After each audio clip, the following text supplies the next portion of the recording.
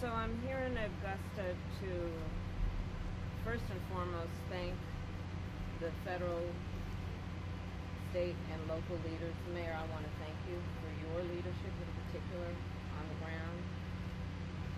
I am here to personally take a look at the devastation, which is extraordinary, and it is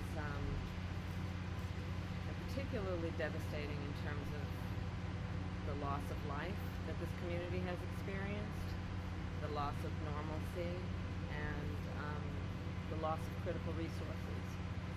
And so I'm here today to thank all of those who are working to get folks the support and the relief that they so desperately need and so rightly deserve. And that includes the fact that still in this community up to 60% of the residents here do not have power.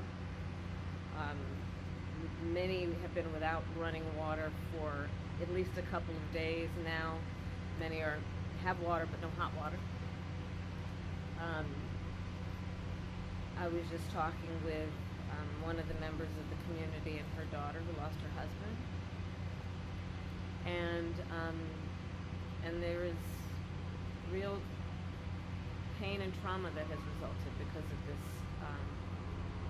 this hurricane and what has happened in terms of the aftermath of it. I do want to acknowledge and thank the first responders who have been extraordinary.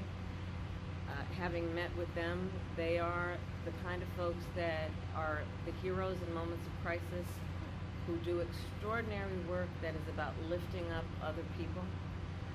As it relates in particular to the leaders who are here and doing that work, including the first responders, most of them, as it relates to the local folks, are folks who have personally, and their families have personally experienced loss and devastation, and yet they leave their home, leave their family to go to centers like where I was earlier to do the work of helping perfect strangers. And it really does highlight the nobility of the kind of work that these public servants have dedicated themselves to, which can be in moments of crisis like this so selfless in the way that they do that work.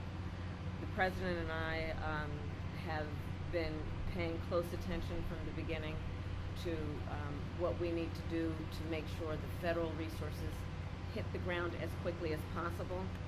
And that includes what was necessary to make sure that we provided direct federal assistance, and that work has been happening. I want to thank the governor for his leadership and his close coordination with the federal government, with our administration, and I want to thank the local leaders for together creating a task force-like response, knowing that we are at our best when we work together and coordinate resources, coordinate our communications to the maximum effect for the community that has been impacted. And the federal relief and assistance that we have been providing has included FEMA providing $750 for folks who need immediate needs being met, such as food, baby formula, and the like. And you can apply now for anyone who is watching this who has been affected. There are FEMA personnel who are going door to door to interact personally with folks, especially those who do not have electricity.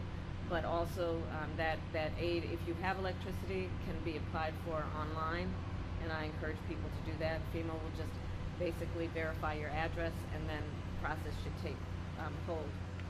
FEMA is also providing tens of thousands more dollars for folks to help them be able to deal with home repair, to be able to cover a deductible when and if they have insurance, and also hotel costs.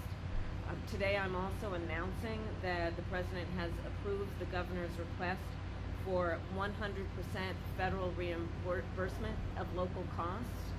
And Mayor, as you have pointed out, the burden to local governments, including the state government, is pretty immense. And so by announcing today and making the dedicated resources to cover 100% of local costs, will have a huge impact on our ability to get relief to people as quickly as possible. And that will include, for example, what the federal government will do to reimburse local and state governments around issues like debris removal, which you can see just up and down this street, much less in other areas of the state and in the region. This is a big issue. I was speaking with one of the residents of the community who needs that big tree removed so she can actually get to work and make sure that her child is able to get to school when the schools reopen.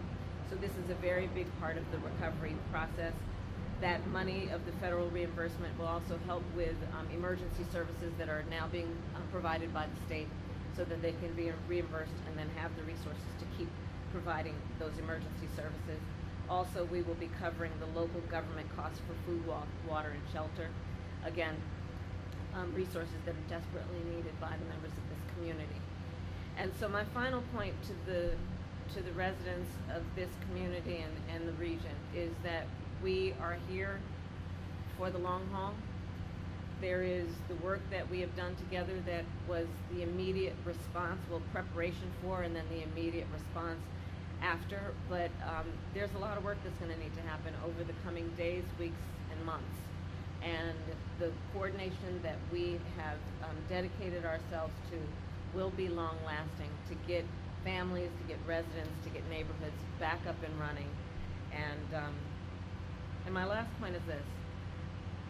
I think that in these moments of hardship, one of the beauties about who we are as a country is people really rally together and show the best of who they are in moments of crisis.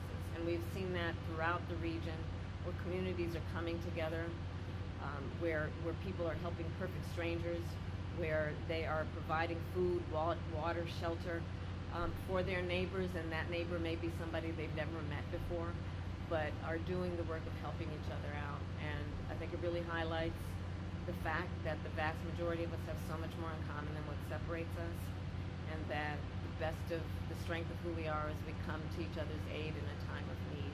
So I thank everyone for doing that kind of work every day.